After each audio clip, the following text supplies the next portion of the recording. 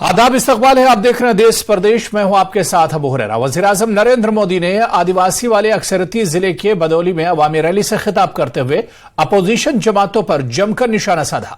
PM Modi ने कहा कि अपोजिशन ने रिजर्वेशन की सियासत की। मोदी ने खवातीन रिजर्वेशन बिल को लेकर भी अपोजिशन पर हमला किया। उन्होंने कहा कि मेरे नाम पर कोई घर नहीं है, लेकिन मैंने मुल्क की बेटियों के नाम कई घर किए।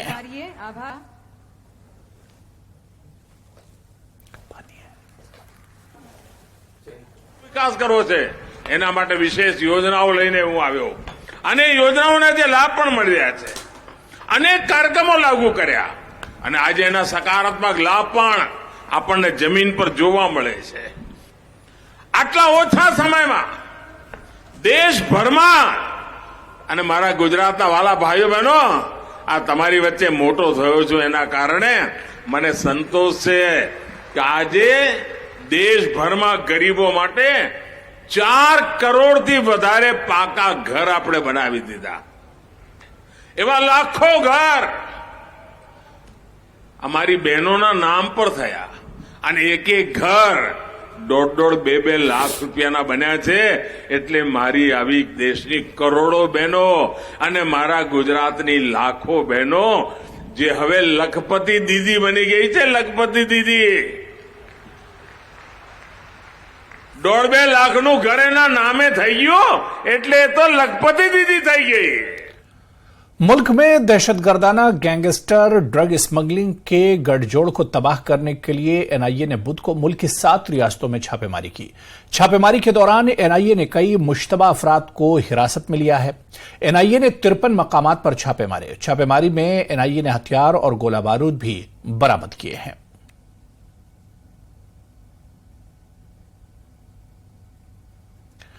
मणिपुर हुकूमत ने रियासत के मौजूदा लॉ एंड ऑर्डर को देखते हुए 27 सितंबर को रियासत भर में armed forces special power act यानी अफसपा के तहत पूरी रियासत को 6 माह के लिए परेशान कुन इलाका करार दिया है। इसका निफाज 1 अक्टूबर से होगा। हालांकि वादी के 19 थानों को इस कानून के दायरे से बाहर रखा गया है। जारी किए गए नोटिफिकेशन में कहा गया है कि मणिपुर के गवर्नर ने 19 थानों में आने वाले इलाकों को छोड़कर रियासत भर में 6 महीने की मुद्दत के लिए परेशान कुन इलाका करार देने की तजवीज को मंजूरी दे दी है।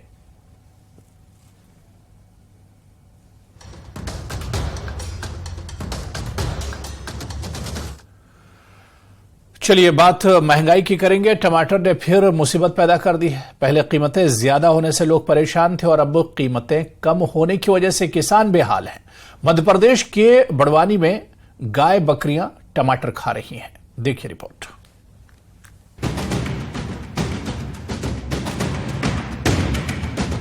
जरा याद कीजिए आज से चंद दिनों पहले मंडियों का हाल।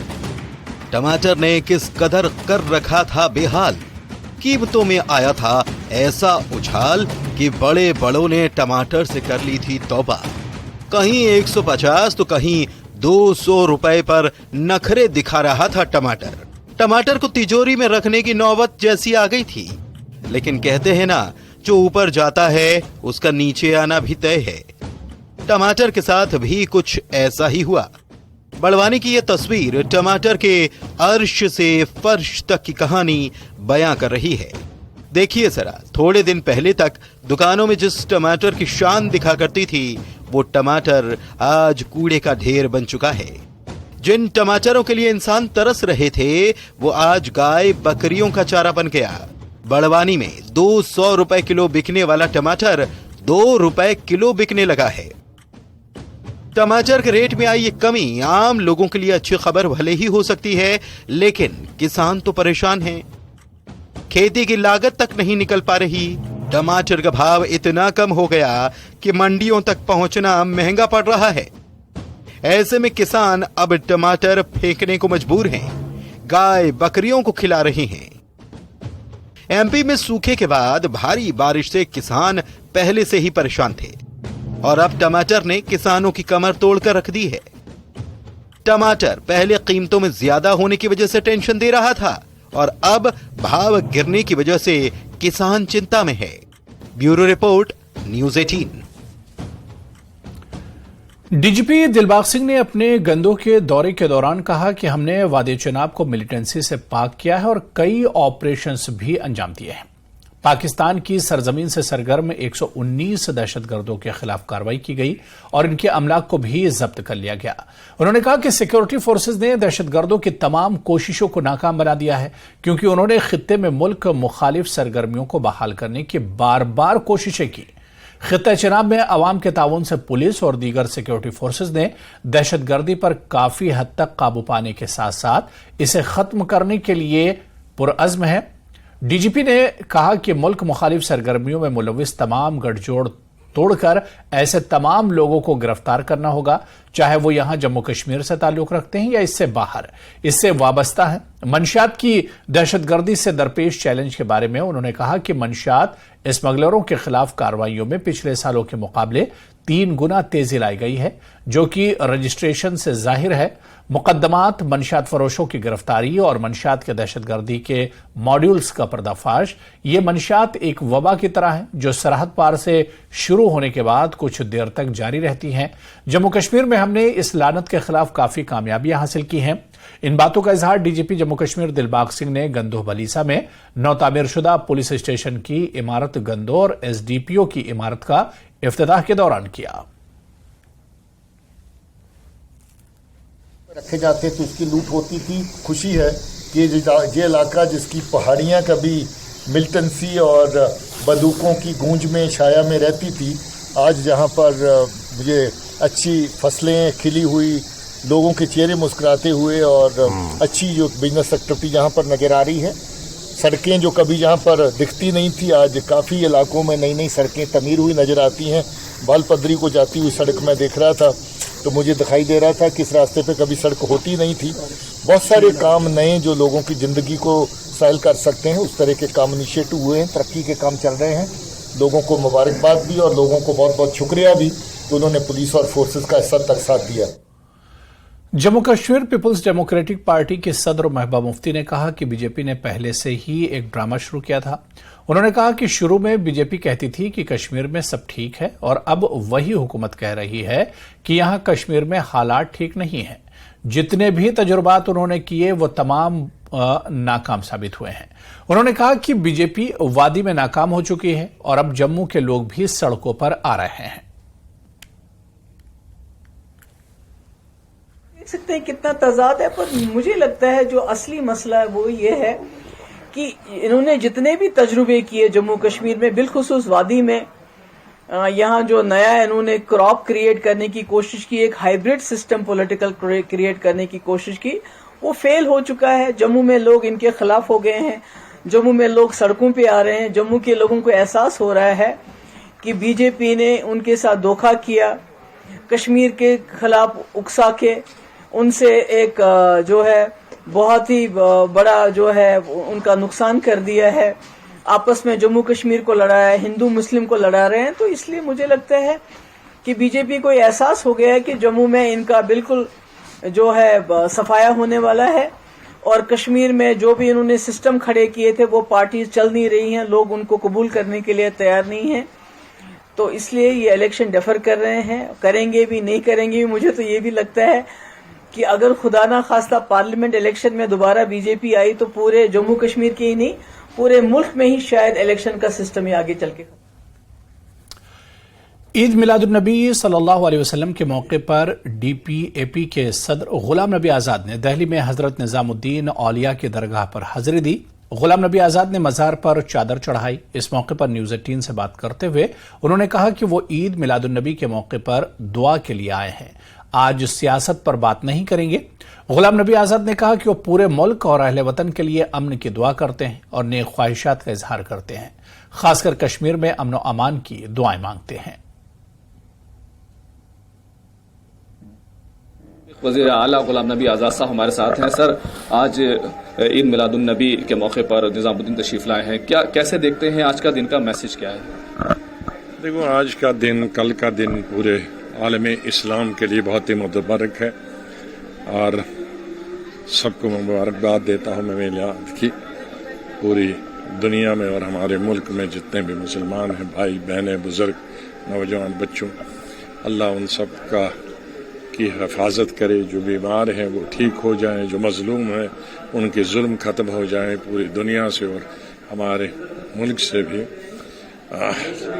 और हर तरह की मुसीबतों से हमें निजात मिले, यही दुआ आज हम करते हैं। जम्मू कश्मीर में अगर देखें तो इनकाउंटर्स हुए हैं और कई चीजें हुई हैं। आज सियासत में नहीं करना चाहता हूँ। मिलाद के इस मुबारक दिन पे मुझे नहीं लगता है कि सियासत की कोई जगह है। पार्टी का 1 साल पूरा हुआ, कैसा रहा ये? अपने साथियों को, अपने वर्कर्स को, अपने लीडरों को जिन्होंने मेरा साथ दिया, चाहे वो हिंदू हूँ, मुसलमान हूँ, सिख हूँ, ईसाई हूँ, उनका बहुत बहुत शुक्रिया मैं अदा करता हूँ। कई तरह के इल्जाम पार्टी पर लगाते रहे कई लोग। आज मैंने कहा ना, आज कोई सियासत नहीं। दुआ करेंगे कि कश्मीर के हालात ठीक हो जाएं। अल्लाह करे कि कश्मीर के हालात और पूरे दुनिया के हालात ठीक हो जाएं और अमन शांति हमारे मुल्क में, दुनिया में अमन शांति का दौर दौरा हो। इंतखाबात फिर सियासत आ गई। बहुत बहुत शुक्रिया बात करने के लिए। कैमरामैन विपिन के साथ खुर्रम शहजाद, न्यूज़ 18 दिल्ली। ईद मिलादुन्नबी पर मुफ्ती आजम नासरुल इस्लाम ने अवाम को पैगाम दिया है। उन्होंने कहा कि हजरत मोहम्मद सल्लल्लाहु अलैहि वसल्लम ने हमेशा अमन का दर्स दिया और कभी भी दहशत की तालीम नहीं दी। और जम्मू कश्मीर मुस्लिम फैसला बोर्ड की तरफ से आप सबको हदिया तबरीक व तहनीयत पेश करता हूँ। ये एक शानदार दौर का आगाज है।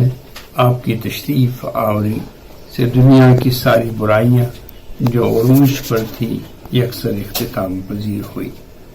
आपने अमन अमान, सुलह शांति, सालिह सेहतमंद निज़ाम आयात और आला अखलाकी कदरों की आबियारी फरमाई और उसको आगे बढ़ाया। हुजूर सल्लल्लाहु अलैहि वसल्लम ने न खौफ और दहशत को बढ़ाया और न ही दहशतगर्दी की हिमायत फरमाई। हक तो ये है कि आपकी ज़ात पाक से इंसानों की ज़ात ही नहीं बल्कि दरिंद परिंद, हैवानात जमादात रहमत बनकर उनसे फैज़याब हुए, बल्कि अमन सलामती की जिंदगी पाई।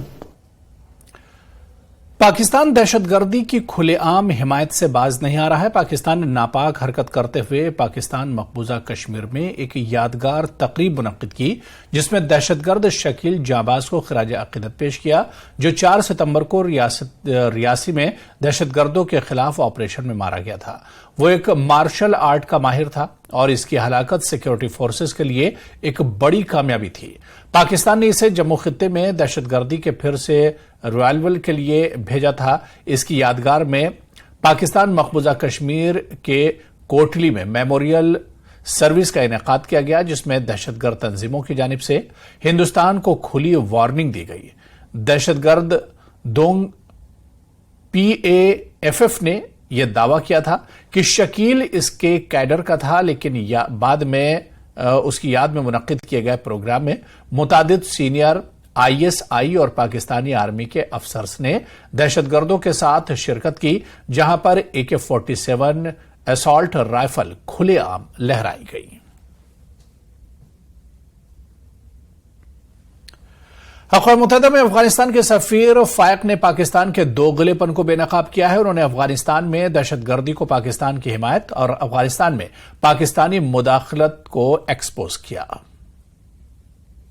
Respond to the remarks by the citizen and representative of Pakistan that I'm representing Afghanistan at this council and speaking the anguish and the misery of the people of Afghanistan who have suffered from the interference of countries that today play the double standard and on the one side show that they are victim of the terrorism and on the other side lobby and normalize and support another terrorist group in Afghanistan.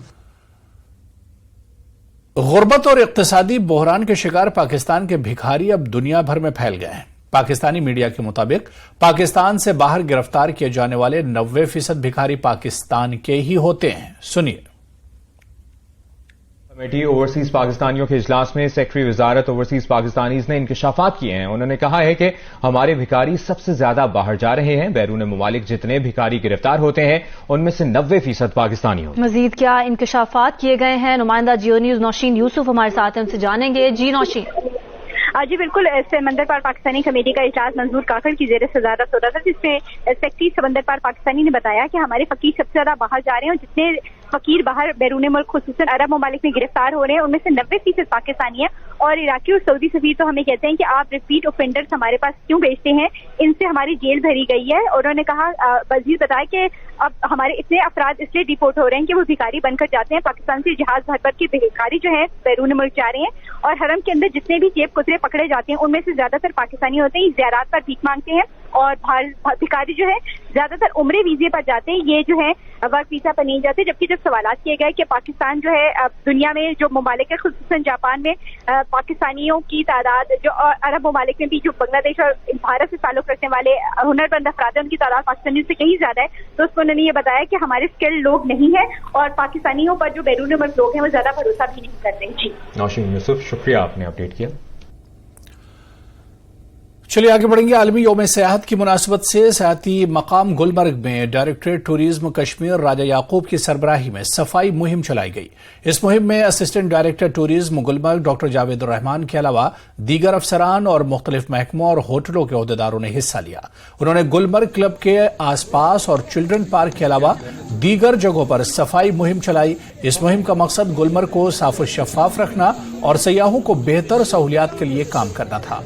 इस मौके पर director tourism Kashmir राजा याकूब ने सियाहत से जुड़े लोगों और गुलमर्ग आने वाले लोगों से अपील की कि वो गुलमर्ग को साफ रखने में अपना किरदार निभाएं।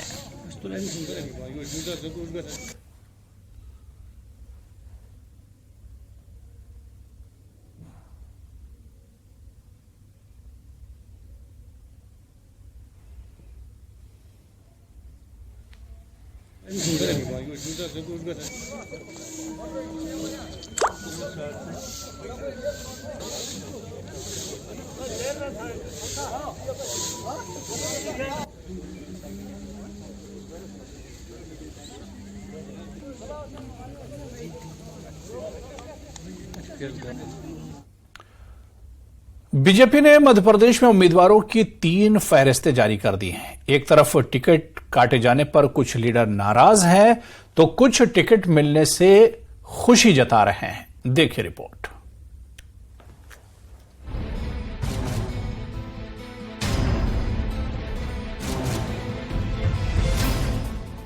मध्य प्रदेश में बीजेपी की दूसरी लिस्ट ने सियासत के पंडितों को भी चौंका दिया था।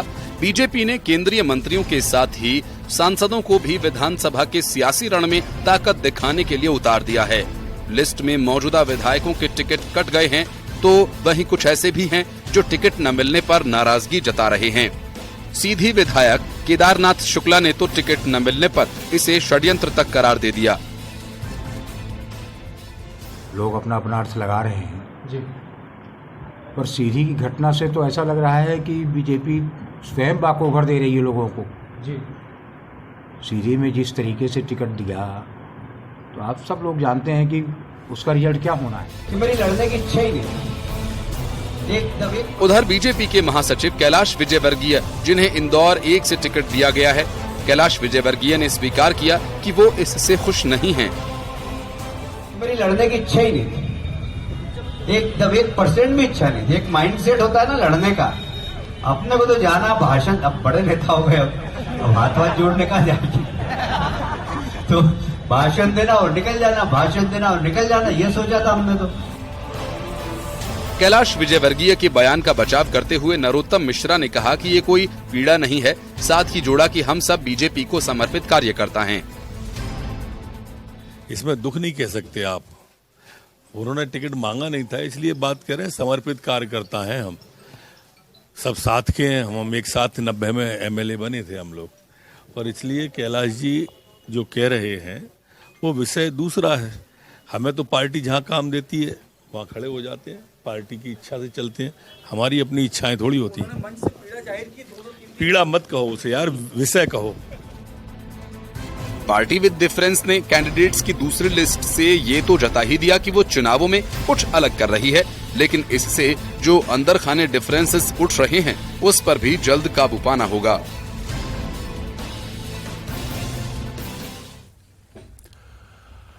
न सिर्फ सियासी जमातें बल्कि आम लोग फिलहाल मुंतखब कारपोरेटर और म्युनिसिपल काउंसलर भी इन रिपोर्टों से खुश नहीं हैं, जिनमें बताया गया है कि म्युनिसिपल इंतखाबात में ताखीर हो सकती है और अगले साल इंतखाबात मुनक्किद हो सकते हैं। मुंतखब कारपोरेटरों का कहना है कि हुकूमत को इंतखाबात मुकर्रर वक्त पर करवाने चाहिए। इनका कहना है कि चूंकि असेंबली नहीं है, इसलिए जरूरी है कि यूएलबी के इंतखाबात करवाए जाएं ताकि आवाम के मकामी मसाइल हल हो सकें। से ये चाहते हैं कि जो हमारे जो म्युनिसिपल कॉर्पोरेशन के इलेक्शंस हैं वो टाइम टू टाइम होने चाहिए। ऑलरेडी आगे भी जब 2018 में हमारे इलेक्शन हुए थे, आफ्टर 7-8 साल के बाद हुए थे, उससे लोग सफ़र करते हैं। और यहाँ पे कोई विधायक भी नहीं है कि विधानसभा के इलेक्शन भी काफ़ी टाइम से यहाँ पे मतलब हुए नहीं है। और मैं ये नहीं चाहती कि लोग सफ़र करें। हमारे फंड्स इतने अच्छी तरह आए हैं कि हमने यहाँ पे मेरी 90% वार्ड हमारी ऑलरेडी कवर हमने की हुई है। और हमने ये छोड़ के सीवरेज के काम करवाए, हमने डीप ड्रेन्स के काम करवाए, लोगों की पेंशन्स लगवाई हैं। अभी भी जो लोगों की पेंशन रोक दी गई हैं उसमें हमने लोगों के PHS फॉर्म बनवा रहे हैं। मतलब हम वो काम कर रहे हैं जो हमारे विधायक करते थे। कोई भी किसी किस्म की कोई भी MLA नहीं है। MP तो होता पूरी, समझो स्टेट में 2-3 MP अब 4 होते हैं तो वो पूरी स्टेट का तो काम देख नहीं सकते हैं। जो लोकल लोग होते हैं, जो उनकी जो इजी अप्रोच होती है वो कारपोरेटरी होती है। तो हम चाहते हैं जो इलेक्शन है जो टाइम पे ही करवाए जाएं। अगर टाइम पे ना भी करवाएं तो कम से कम जब तक जो इलेक्शन ना करवाएं तब तक जो अभी ये कारपोरेशन है इसको एक्सटेंशन दें।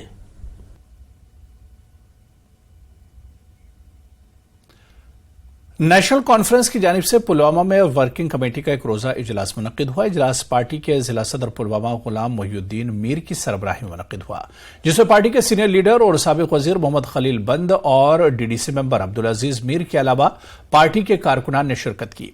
इस एक रोजा इजलास में पार्टी लीडरान ने वर्करों को खिताब किया। इस मौके पर वासुरा के सरपंच रईस अहमद ने NC में शमूलियत इख्तियार की।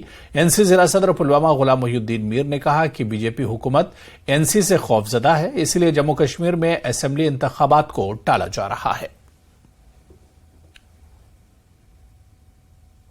जो नेशनल कांग्रेस की पार्टी है ये स्वीप करेगी, या तो वो स्वीप से डर रही है या इससे डर रही है कि या तो फिर नेशनल कांफ्रेंस की बारी अक्सर से कामयाब हो जाएगी, या उनको ये खौफ है। अगर ये कह रहे हैं कि हालात ठीक है, नॉर्मल हालात है, सुप्रीम कोर्ट में ये कह रहे हैं कि हालात 370 खत्म होने से, 370 को एब्रोगेट करने से, 35A को एब्रोगेट करने के बाद कश्मीर में हालात सुधर गए हैं, कश्मीर में मिलिटेंसी खत्म हुई है। अगर हालात सुधर गए हैं, अगर हालात ठीक है तो दूसरी तरफ ये इलेक्शन क्यों नहीं कर रहे हैं? अगर हालात नॉर्मल है यहाँ इलेक्शन क्यों नहीं? अगर पार्लियामेंट इलेक्शन के लिए यहाँ हालात ठीक है तो असेंबली इलेक्शन के लिए क्यों नहीं यहाँ हालात ठीक है? चलिए आगे बढ़ेंगे। बांडीपुरा की खूबसूरत गांव दावर को गोल्ड कैटेगरी में बेहतरीन सयाती मकाम के तौर पर तस्लीम किया गया है। इस मौके पर जम्मू कश्मीर के लेफ्टिनेंट गवर्नर मनोज सिन्हा ने secretary tourism and culture Syed Abid Rashid को मुबारकबाद पेश की। उन्होंने एक ट्वीट में लिखा है कि सयाहत के आलमी दिन पर जम्मू कश्मीर के लिए नाकाबिले यकीन कामयाबी है।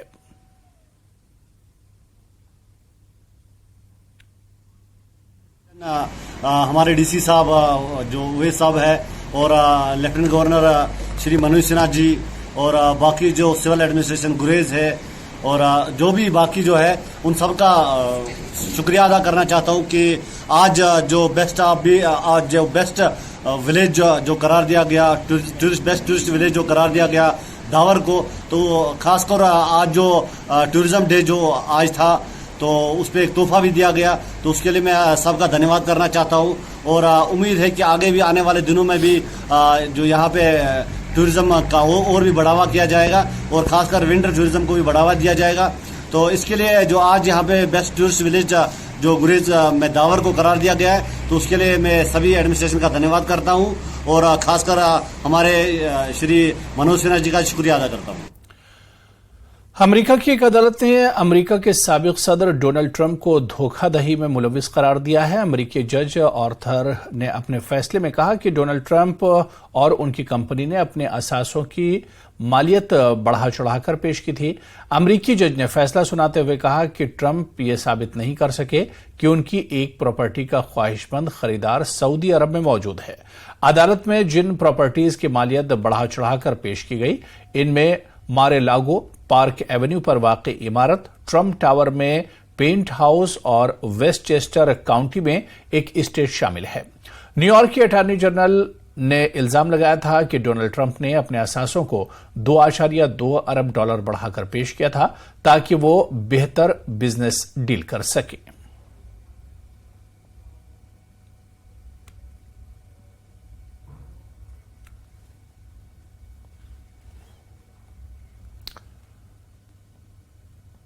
तो चलिए, इस बुलेटिन में भी फिलहाल इतना ही। आदाब।